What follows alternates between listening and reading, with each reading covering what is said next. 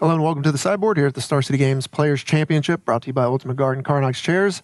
I'm Nick Miller alongside one of many Lotus Box members, Jeremy Bertarioni. How are we doing? Very nice. 1 of 6. Nick, I'm always doing great. It's good to be here. It's good to talk to you again. All right, we're talking Standard here. The most represented deck in the Standard field. Part of that, 4 of your team, is playing Simic Ramp. Simic Ramp. So yeah, going into testing, we were really high on the Flash decks. We thought the Flash decks were great. And then before we had to submit, obviously the Mythic Championship played, and there was Andrea Mancucci's deck, and Evan started testing it, and he came in, it was the middle of the night, which is when we do all of our testing. And he came in and he said, I'm like 20-3 with this deck. And so like everything stopped. We tested this, and this deck we think is going to be really well positioned for the event. We think it can beat anything. So Simic deck tech is, all right, well, we're about it. Let's jump into the cards here. We're going to have some of the ramp payoffs and some of the ramp scattered throughout these slides here. So we'll start off with the Grazer. So this is actually ideal because we get to talk about something that's unique about this deck that other decks in Standard have never really done. So a lot of times when you're ramping, all of your ramp spells, they cost a very small amount of mana, 1, 2, or 3, and then all of your payoffs cost a very large amount of mana. So the classic ramp problem is that you have all ramp and no payoff, or all payoff and you have 3 lands, and you can't do anything. So one thing that this deck has that's completely unique is the Cavalier of Thorns. So the Cavalier of Thorns is weird because it's 5 mana, it stabilizes you when it hits the board. It even has reach, following the long tradition of green cards that surprise people with reach, right? So it even has reach. So you're sitting there, you're looking at a card, it costs 5 to play, so after you play a ramp spell, you can effectively play it the next turn. But what it does is it kind of gets you to the next level of your huge payoffs. So this is kind of the curve that we're going for, right? Arboreal Grazer or another ramp spell, you're going to see a little bit of those later, it's going to let you get a little bit ahead. But then the Cavalier is going to come in and they're going to let you get way ahead, right? So like all of a sudden, your middle threat, their 3-drop or whatever might be a Midnight Reaper. Meanwhile, you're playing a 5/6, you go up a land, which is going to be great for one of the other cards that you'll see in your hand, or like your agent. So if you have an agent, you're going to hit it next turn all of a sudden after you've played one of your payoffs. That's also one of your ramp spells. And then there's this other bizarre ability where when it dies, it mills you a little bit, and then when it dies, you can get a spell back. So one of the things about this deck, the individual cards are really powerful. So if you happen to mill over something like an Agent of Treachery, or we'll see other cards that you can mill over that are really good, now they're in a weird spot where they can't kill your 5/6, but we've played a lot of Magic. You have to go 5/6s or you just die. What if I attack with a 5/6 and they're at 10? They just have to take it, let it die? I don't know. So that's kind of, this is a great slide because it shows like the beginning, the middle, and the end of where we wanted to be with the deck and how we're getting a lot of wins. Right. A great story being told here. We'll move on to the next slide. We'll see another ramp element here, the Leafkin Druid, because the other thing that's interesting to me is the elemental sub-theme going on in this deck. So you have a little bit of that plus ramp. It's a very light elemental sub-theme, but there are a couple of 2-mana ramp creatures in Standard, and because we're in Simic colors, they discovered that the elemental sub-theme was the best way to go with your ramp payoffs. It kind of helps you get a lot of card advantage, which we'll see later on with the Risen Reefs. And speaking of card advantage, once you've ramped a sufficient amount, ordinarily in the ramp deck, you play your bomb. If they answer it, you're sort of out of things to do. Never been the case in Standard since this card's been printed. Right. Obviously, I've had my 4 pretty handy, pretty ready to go all the time. Hydroid Krasis, very strong. You've just cast your Cavalier. Now you cast your Hydroid Krasis. All of a sudden, you have a 6/6 and a 5/6. You're up 4 cards to their 3 or whatever, and they're just in a really bad spot. And then this is really interesting because this is what I want to talk about. This is genius by the people who designed this deck. Obviously, I'm going to credit Andrea Mancucci right now. The one of Enray's Forerunners, we have a tutor effect. We have the Finales of Devastation, which we'll see on the next slide, or one of the slides. And so just having this in your deck means that once you hit that over-the-top critical mass of like 12 mana, if there's a million cards that just kill them at that point. And so this is one of our main tutors, give everything trample.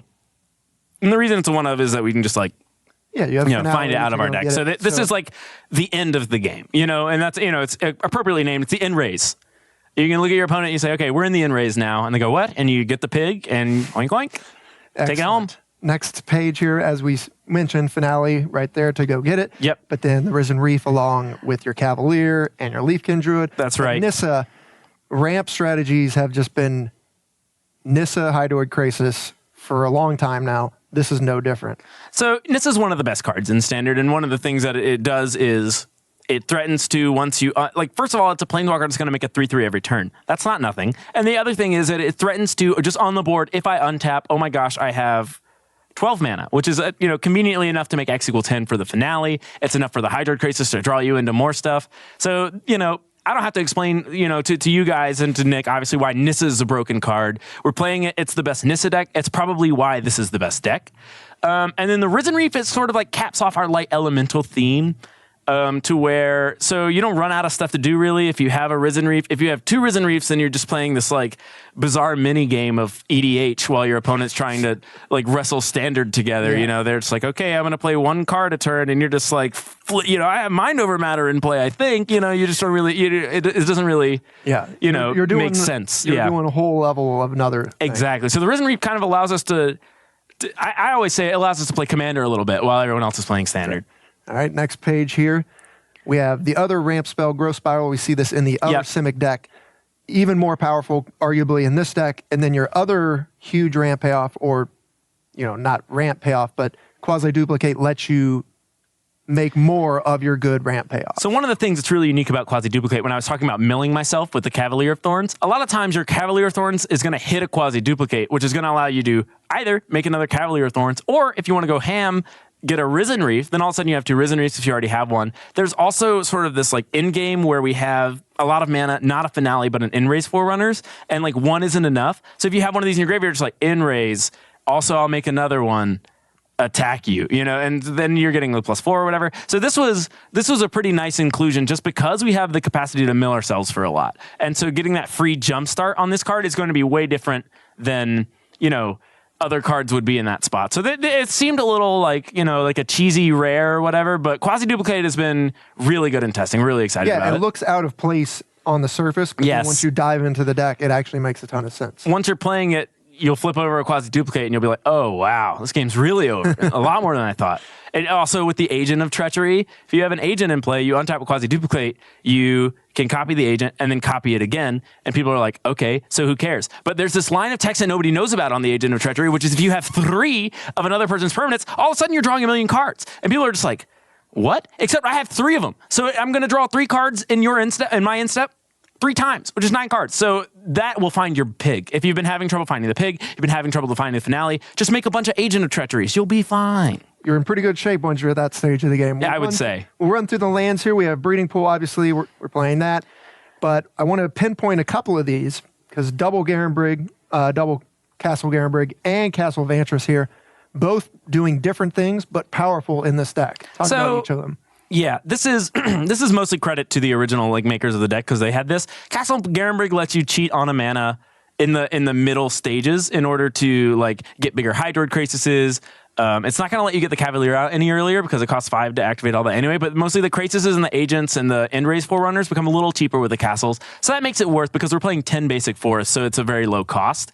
And then Castle Vantress has just been good in all these blue decks in Standard just because if you have one out and they say go, end of your turn, scry 2, that's just something you want access to in Magic in general. So we've just been playing that. And then Blast Zone helps us deal with, what's convenient about Blast Zone is it enters the battlefield on 1. So there's 1 counter already. And let's talk about things that cost 1 mana in Standard right now. You're thinking Witch's Oven.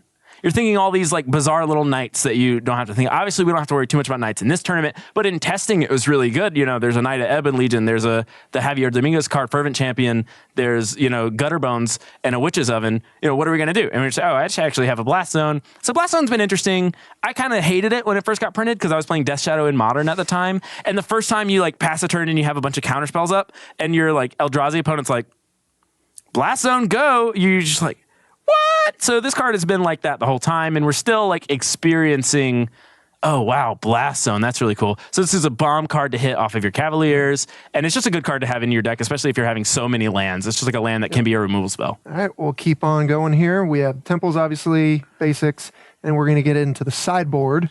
Okay, so the sideboard... Very clean sideboard before you start here. The sideboard is actually where we did the most work with the deck. So we had this moment where Andrea Mangucci's obviously killing it with the Simic ramp deck, and we actually messaged him and we're like, hey, we're interested in playing this deck for the PC, and we were hoping you could give us a little bit of sideboard advice because it's a good idea to ask people who are smarter than you questions like that. And he messaged us back. He was like, I actually haven't played with this deck very much. If you guys could figure out the sideboard for me, that would be great.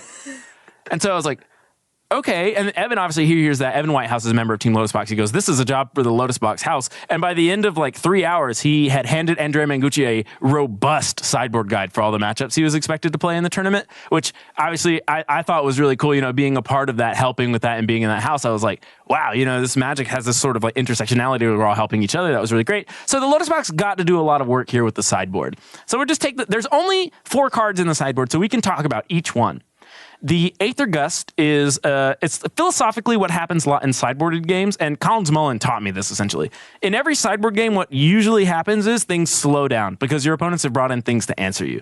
So in Standard right now, almost every deck is green. There's like one non-green deck, and nobody's playing it for the Players' Championship. Yeah, so PC, it's all green decks. It's all green decks. It's 100% green. So once everything's slowed down, it's really useful to have a card that is so sort of like has a wide range of applications. You can get a Night Pack Ambusher with this after they cast it in your instep so that you can say go if they have 4 mana up and you don't have to jam anything. There's a lot of things that this card does, and when games slow down, that effect becomes a lot better because your draw steps are more important, and if they have a really good card, they want to put it on top. Well, then you just kind of Chittering Rats them. So that's a very good thing to do. So this is going to come in almost in all of our matches for the Players' Championship. It's just the all-star. Yeah, it's an all-star in the sideboard, and there was never a point in testing where we cut any of them. We were always bringing them in. I think that kind of goes in line with Mystical Dispute, with so many decks being blue-green. While that card will be good against everyone, this card's very good against almost everyone. Almost everybody. So a lot of people are going to tell you this ramp deck can't beat Flash. But our sideboard is super narrow. We're bringing in, obviously, 11 cards. We're just really well set up to beat Flash. And Mystical Dispute is part of that because it's hard to cast like if you have a 2-mana counterspell in your hand, it's hard to cast an impactful spell and leave up 2 mana. It's not that hard for a ramp deck to cast an impactful spell and leave up 1 mana. And so they go for their counterspell, you have a Mystical Dispute, and it's not like they can beat one of your permanents once it's resolved. If we're fighting over Nissa, the game ends when I resolve the Nissa. So, I have 6 mana, I have Nissa and Mystical Dispute, and so that sideboard card just essentially won me the game. It's really good. Right. And then this was the number that is like a lot of people are asking about. But so we were having trouble with aggressive decks, especially the green-black Kavartek Adventures deck. We were expecting to see a lot of that at the Players' Championship just because it's like a good aggressive deck, and if people want to take that line in Standard, that was sort of their best bet. And in testing, they couldn't beat our Lovestruck Beasts because they would have a motley crew of adventure creatures, and we would have a bigger than all their guys Lovestruck Beast, and they'd be like, well, no attacks, go ahead. And we were just like, all right, what does this look like if we just max out on them? So post board against the aggressive decks, we have 4 Lovestruck Beasts, and so all of a sudden we cast a 5/5 on turn 3. Then we have a Cavalier or a Hydroid Krasis, and we just have like 3 or 4 creatures that just totally outstrip theirs in that regard. So Lovestruck Beast is helping us against the aggro decks. All right, we'll take a look at the last one. Flash was on your mind. Yes. Ceratops is in your sideboard. People were talking about blue-green Flash being good against us. People were talking about blue-red Flash being very good against us. Blue-red Flash is actually mostly dead when you resolve this card. There's not much in their deck that has anything to say about it. Their Gadwick can't touch it. So there is no any blue-red Flash, but it was really good against it. And then blue-green is also having a really tough time. They essentially have to trade a Night Pack Ambusher for it, but that was their plan to win the game, so I'm not really sure what they're doing after that. And obviously, we're planning to resolve more than one card, without leaving up mana. So this sort of closed all the gaps, the shifting Ceratops. Also, if there was an Esper deck, Zach Allen's in this tournament, and he's, there's people that are likely to play Esper decks. This card can come in and kill a Planeswalker, and that we thought was really valuable, so that's where we wanted to take this last sideboard card. All right. Well, it's pretty concise. The deck tech was quite fulfilling. Jeremy, thanks for filling us in here on Simic Ramp. It's the standard deck of the tournament. Of course. Copies. Jeremy, good luck at the Players' Championship. Stay tuned to Star City Games all weekend long for the action here in Roanoke. See you guys.